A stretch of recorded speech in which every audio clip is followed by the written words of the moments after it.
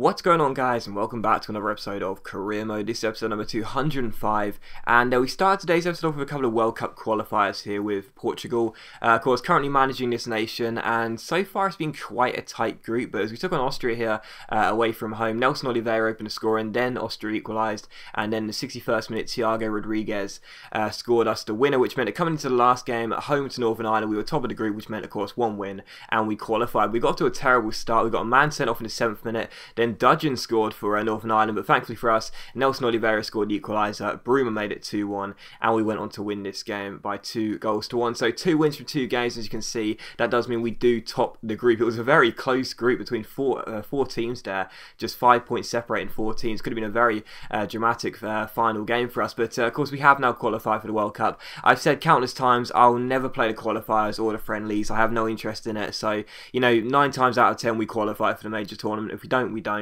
If we do, that's nice. So we are through to the World Cup, and we'll be playing at the end of the season. Is it the end of this season? I'm pretty sure it is. So yeah, that should be good fun for you guys. At least I hope it will be good fun for you guys. It should be good fun to watch, and it should be quite interesting. I mean, I know international football in career mode isn't really the best, but I still think it could be good fun. But anyway, the first game of today's episode was against Southampton here at the Den. And the first chance would fall relatively early on as we get the ball away with Todd Kane. Triggs gets onto the ball and finds, I'm not sure who that was, but the ball gets played over top towards Danny Ings. Ings finds Triggs. Triggs plays it back out wide towards brilliant McCullough, getting a rare start. He crosses the ball in, and unfortunately for us, Danny Ings has a free header, but the goalkeeper makes a good save, and then his follow-up header goes all the way across the face of goal. McCullough swings it back in, but we can't make the most of the chances cleared away. So still scoreless after the first quarter of an hour, but just a few minutes later, we get the ball to Eric Dier. We give it to Kevin Bartley. Bartley finds Todd Kane. Kane then plays it through towards brilliant McCullough, and as he tries to take the ball around Britain makes the challenge, but eventually Triggs gets on the ball and plays it back to the South African wide man here. Like I said, getting a rare start, a chance for him to prove himself as a first team player, and he does just that. 24 minutes in, a fantastic finish, or a brilliant finish, if you will, by that man, brilliant McCullough, and it was a very nice finish. Nice little cut inside, and a good strike with the outside of his right boot there. So he gets a rare start, because of course there were a few players out of fitness due to the World Cup qualifying break. So there were a few players out of fitness, so he got a red start, and he was performing quite nicely. But in the 32nd minute, how about this? I brought out Liali for some random reason, and the Southampton forward went one-on-one. He had all of the goal there, yet instead he chipped it way over the bar, so what a chance. But thankfully for us, he didn't take it, and it's still 1-0. And just before half-time, Glenn Robinson gets on the ball. Really good chance. He plays the ball out wide towards the Ox against one of his former clubs. He chips the ball back inside towards Glenn Robinson, our big money signing, but he can't score, and the ball goes harmlessly wide. But a good chance, but still 1-0. But in the second half here, Southampton tried to hit back early on, just 9 minutes after the restart. Eventually, James Ward-Prowse takes the ball around Oxlade-Chamberlain, plays it back towards Gaston Ramirez, Uruguayan. He finds Victor Wanyama, and the former Celtic man plays it through, but thankfully for us, Ramirez's shot is well saved by Liali. So still 1-0 as things stand, and we were playing quite well, but I decided to make a change here. I brought off Danny Ings and Glenn Robinson for Junior Malanda and Michael Ngoo, and the reason being is because I felt in control of the game. Other than a couple of chances Southampton had, I felt in control, to be honest. We were winning the game, and we have a midweek game against Ajax in the Champions League, so I thought what I'll do is I'll take off some players I'd want to play in a midweek game and bring on a couple of players who probably won't feature. So Ngoo and Malanda come on, and well, Michael Ngoo gets his first goal of the season here with his first touch of the game. He comes off the bench and heads in the corner, so very nice finish by Michael Ngoo. Any goal he ever scores in his career will never be as significant as the 2 he scored, or well, the main one, of course, the goal that put us in front in the game against Liverpool on our title winning game, if you will, at the end of last season. But still, it's always nice to see Michael Ngoo score, and he scores that header and makes it 2-0. So the game was surely put beyond doubt now as the substitute scores with his first touch since coming on. And in the 74th minute, we play out from the back. Scott Triggs, the man with no legs, gets on the ball and plays it through towards Michael Ngoo, looking for his second goal of the game. Good chance here, but unfortunately the goalkeeper makes a great reflex save. However, it falls to Suso, and Suso puts it into the empty net. So the Spanish player who came in at the start of the season on a pre-contract, looking very, very good. He's made a great start to his Millwall career, and it wasn't the hardest of finishes, but still it was a bouncing ball, and he had to control it and make sure he didn't put too much power or blaze over the bar. So good finish, and it's 3-0, and the game is put beyond doubt. And in the 78th minute, Suso plays it back towards brilliant McCullough here after a nice 1-2. McCullough goes on the right side looking for his second goal of the game, but unfortunately the goalkeeper stops it, and it's still 3-0. But like I said, the game was just ours. It was a really controlled game, to be honest. And again, Southampton did have another good chance here, but again Liali makes a good save. But you know, to be honest, the game wasn't really in any doubt. Despite Southampton having 2 or 3 good chances, we still felt felt in complete control. You know, like, I didn't even feel like I was sort of in the mood in that game, if you know what I mean. Like, usually if I'm destroying a team, I'm playing really, really hard. I'm being what you would consider a try-hard, if you will. But in that game, it was just so relaxed. Everything fell into place,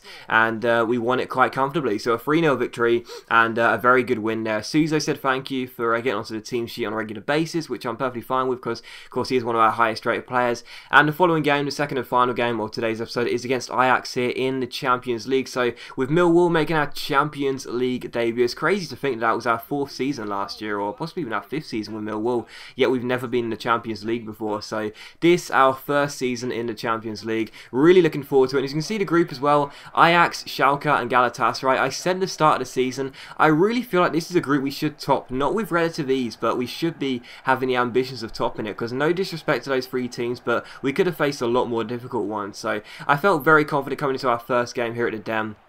And the first chance would fall in the 5th minute here as an overhit cross comes to Kelvin. And Kelvin plays a nice couple of skill moves before finding Harry Kane. Kane finds João Cancelo, crosses the ball in. It's headed away only as far as Kelvin, who heads it. It's a good save by the goalkeeper. It's then turned in by Brian Carrasco, but unfortunately the flag is up for offside and the referee is correct there. So we almost scored our first goal through that man Carrasco, but unfortunately the flag was up, and correctly so. But although we were denied a goal there, just a few minutes later we have a corner. Carrasco crosses the ball in, and Matthew Wilkinson, making his debut for the club in the Champions League, heads in the corner. So we signed him from Southampton for £13 million, and he gets his goal on his debut. So good header there, and it is 1-0. And just a few minutes later, Kelvin gets on the ball. Nice little scoop turn. Great ball through towards Junior Malanda. He finds Carrasco, but his volley is well saved by the goalkeeper, and it is tipped over the bar. So still 1-0, but all the early pressure coming for us. And from the corner, Carrasco looks for Gutierrez, but his header is well saved by the Dutch keeper, and it's still 1-0. But like I said, all the early chances. However, in the 27th minute here, Ajax come forward. It's Duarte who finds Anderson out wide. Really good chance. He takes the ball past Luke Shaw and shoots, but thankfully for us, our Italian keeper makes a good stop and keeps it at 1-0. And in the 40th minute here, another good chance for Ajax as Duarte plays another great ball forward towards Anderson here. Those two linking up quite nicely for Ajax. He takes the ball around the slide challenge of Gutierrez, plays it infield. Eventually the ball comes back to him as we fail to get the ball away. Eventually it finds Fisher at the far post, and his shot is well saved by Liali,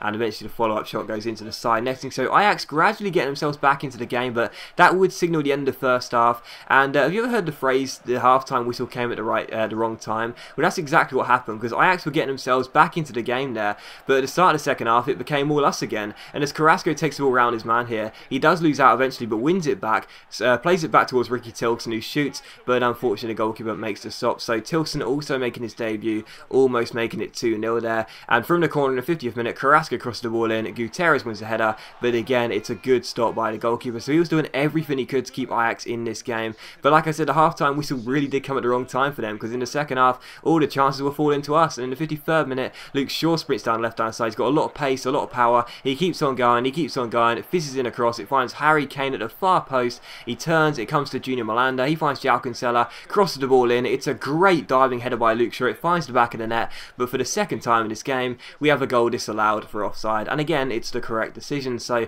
2 disallowed goals, unfortunately, but both right decisions. And the 63rd minute, another good chance for the home side. Junior Malanda plays the ball over the top towards the run of Ricky Tilson. Can he keep the ball in play? Yes, he can. Nice little touch, then a step over, gets onto his preferred left foot, crosses the ball in. Harry Kane's header hits the post, but Carrasco reacts quickest, diving headers the ball into the empty net and makes it 2-0. So all the chances in the second half coming to us, and finally we did have that second goal. So 2-0, and after that I decided to bring on Anderson Rodriguez and Michael Ngu. So Ngu, who scored in the game against Southampton on the weekend, comes on. Can he score from coming off the bench again? Well, in the 72nd minute, Lee Cattermole plays the ball forward towards Ricky Tilson here, and Tilson scores on his debut as well. So 2 debut goals for 2 players making their debuts. Ricky Tilson and Matthew Wilkinson both get debut goals, and it is Millwall 3, Ajax 0. And Tilson was having a great game as well, pulling all the strings in this game. So 3-0, and in the 74th minute here, Ajax give the ball away, and Anderson Rodriguez and Michael Ngu, the 2 strikers that came off the bench, link up here, and it's Anderson Rodriguez who goes down left hand side, and we pull off a for a nice running whacker whacker, then a roulette to beat the second defender, and a great finish into the bottom corner. So haven't pulled off that skill move in a long time. It does look very nice, that combination, if you will, but a nice little running whacker whacker. It was more like a walking whacker whacker really, but still nice little piece of skill, then a roulette, and a great finish by our Colombian 19-year-old striker, I think he is. And yeah, he's got a real bright future, this guy. He really does. I don't know whether he's Falcao's regen, but he's got a real bright future, and he made it 4-0. And in the 86th minute here, Ricky Tilson pulling all the strings, finds Harry Kane. Kane plays it forward towards the run of Michael Ngu, who just about keeps the ball in. Nice little piece of control, swings it across himself. It's headed away only as far as Lee Catamol. He finds Tilson looking for his second goal of the game, but unfortunately it goes over the bar. But that was how the game would finish, a 4-0 victory. So once again, another good win there, another big win, another convincing win, and this season's got off to a fantastic start. It really has. Everything's coming together really nicely, and I'm so excited for this season with Millwall. But as always, guys, a big thank you for watching the video. I really hope you have enjoyed it. If you have enjoyed the video, please leave a like, and I'll see you for the next episode of Career Mode very soon.